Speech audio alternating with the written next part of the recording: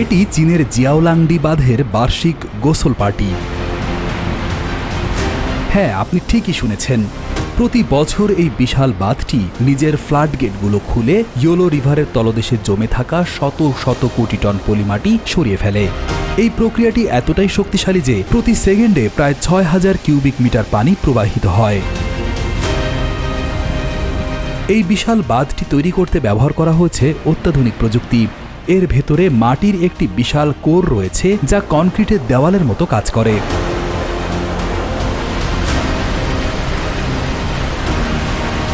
বাঁধটি এমনভাবে ডিজাইন করা হয়েছে যাতে এটি নিজের ওজনের চাপ এবং জলের ধাক্কা উভয়ই সামলাতে পারে। এই বাঁধটি শুধু প্রকৌশলগত বিস্ময় নয়, এটি একটি জনপ্রিয় পর্যটন কেন্দ্র। প্রতি বছর হাজার হাজার পর্যটক এই গোসল পার্টি দেখতে ভিড় জমায়।